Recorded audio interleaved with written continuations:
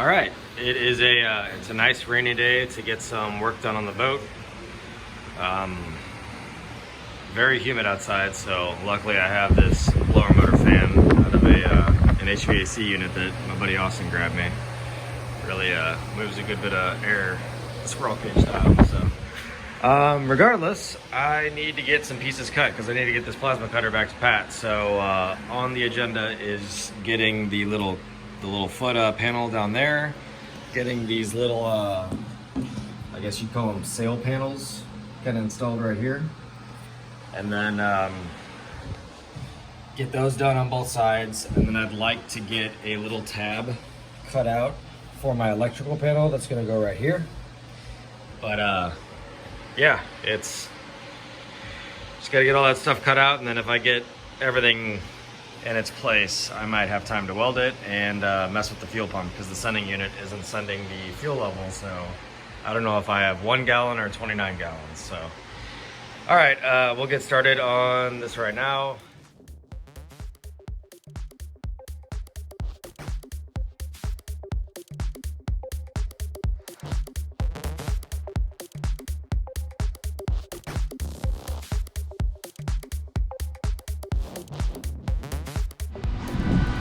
So the way in which I mounted these seats could have been much better.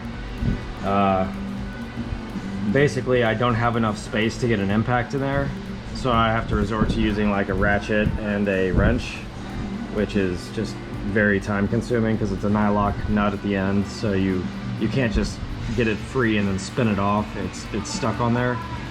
So this is something I probably should revisit after I get the boat all to like a final state, but yeah, not ideal.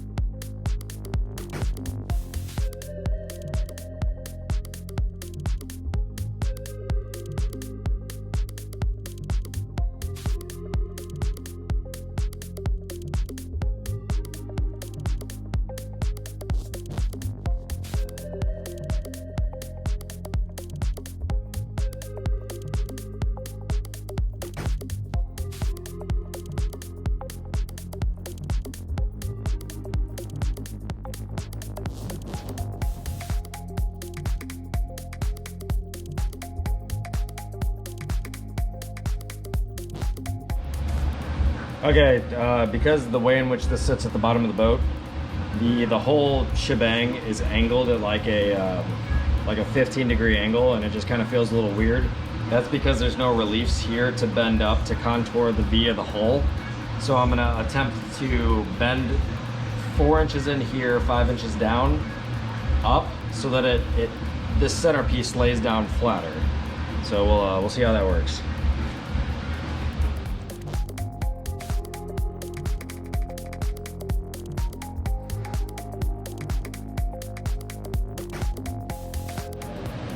My dad and I just tried to use 15 clamps to bend this, and it works, but it looks ugly. So we're just gonna cut it off and then stick it in the boat and weld it.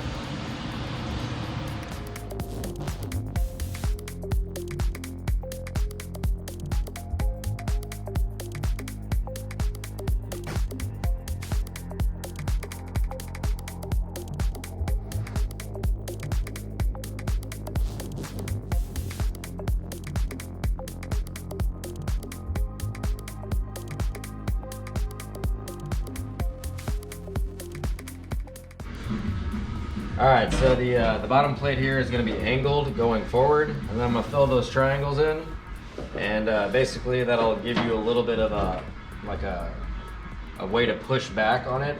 And then there's also going to be a plate that goes across the back here so that you can put your foot up on it. So if you're washing this out, everything wants to run towards the back of the boat and just sit there and stay stagnant. And yeah, that's pretty much exactly the way I wanted it. So, and then one foot is up higher than the other, which is kind of the way we prefer it now that we've ridden this a few times. It feels more natural, like it should be that way, kind of like a dead pedal in your vehicle. So, all right, this is coming together. I'm gonna figure out the fuel setting unit right now, and then clean this up, get it welded, and call that a day. All right, so the reason why my fuel sending unit isn't working is because I can't do math. Yeah, so the way in which this works is, you know, at the very bottom, this is where the float sits whenever you're empty. And it progressively goes up and then gives different resistance values across the potentiometer to send back as the fuel level increases. Well, the distance right here to here is greater than the distance from here to the next piece of aluminum underneath this square tank that we built to bring the level of the fuel sending unit up higher, so that, you know, if the pump were to fail, it's just I call Kawasaki and I get a new pump, and I don't have to worry about retrofitting anything. It's just a drop-in replacement.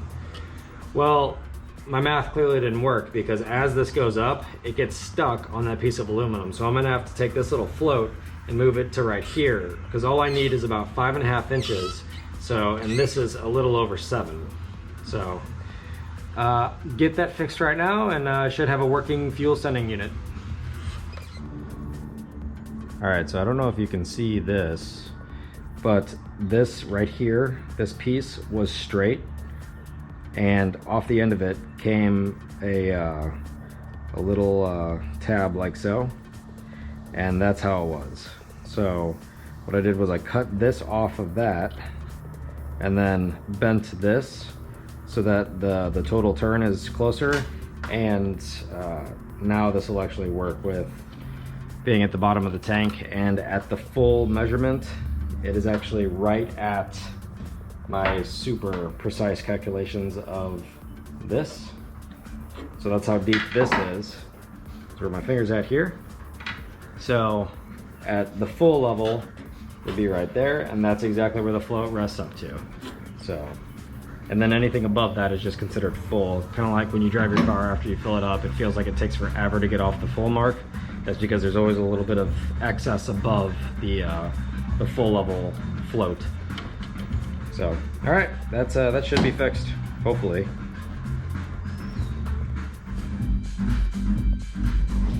All right, so that fixed my problem. You can see that my fuel level is actually right below a quarter. Well, that's like right at a quarter of a tank, which the tank actually has about a quarter of a tank left. So that's proportional, but I don't know that it's going to be linear as it goes up, because once you get past half a tank, you have a whole lot more volume. So I'll basically know that if I get to a third of a tank, I just need to scoot on back home.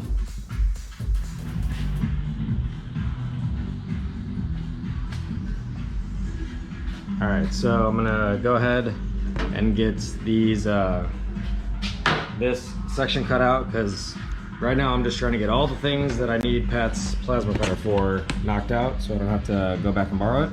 So right here is where my fuel filler neck is going to go. I've already cut out the sail panels that are going to go on the inside along the gunnel here. I've already cut out the foot panel down there, so that should look good. And yeah, I'm gonna get this cut out. But in order to get this cut out, I have a 2-inch filler neck here, which it's right at 2 inches 24 thousandths. And I'm trying to find an exact 2-inch ID, and I found this thing, where this is 2-inch 60 thou. So whenever I use my little marker here to go in, that should accommodate for the 30 thousandths on each side. So we will see.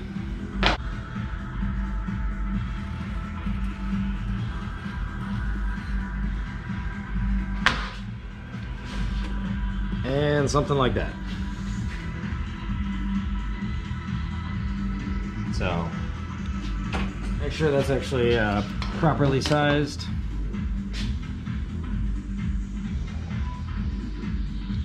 So it gives us a little room to have to actually bore it out. So that's what we want. We don't want a hole that's too big, that's loosey-goosey, because we can't add metal easily. All right, I'll get that cut out.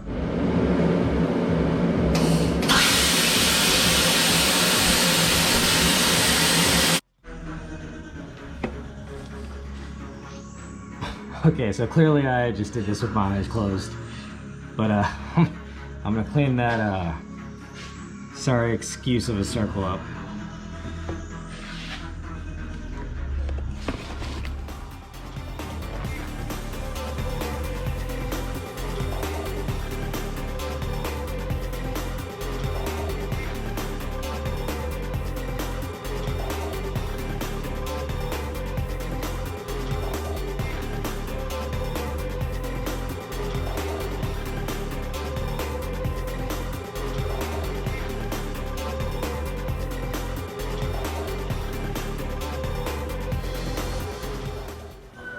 Okay, so to figure out the dimensions, I'm gonna stick my measuring device in this hole, take it to the fuel filler area, and yeah, see, because the hose is a little bit long, but I don't want it to be too long or too short. So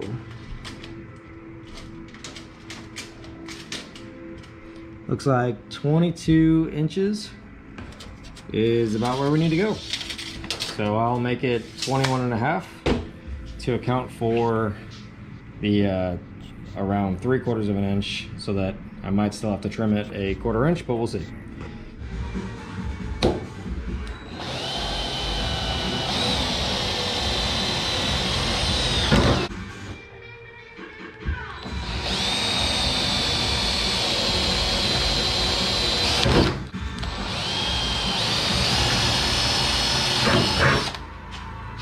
Look at that chip.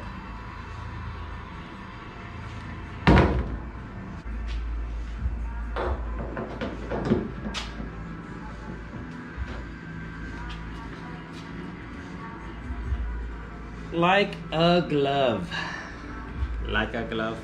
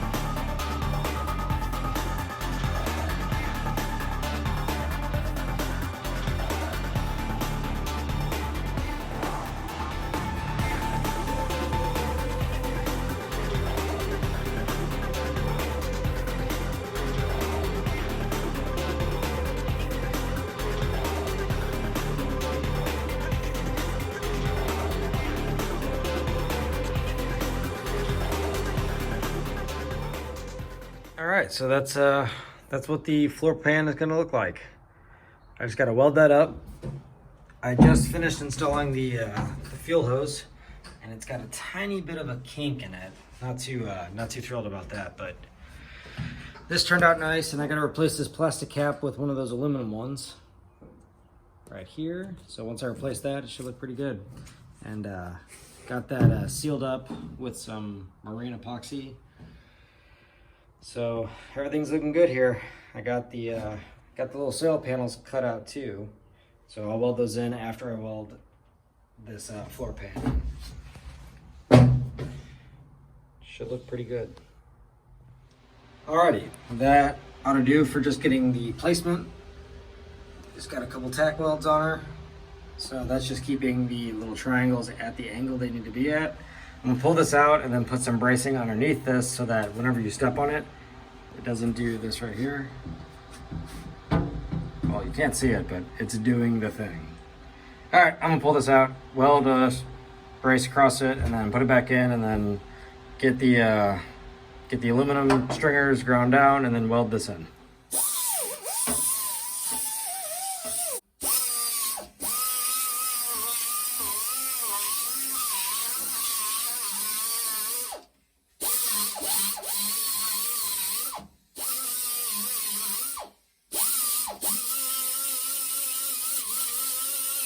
All right, so I was gonna peel off the rack number 7 label, but I figure it adds some sort of character. So if anybody ever rips this thing apart, they know somebody built it out of server racks.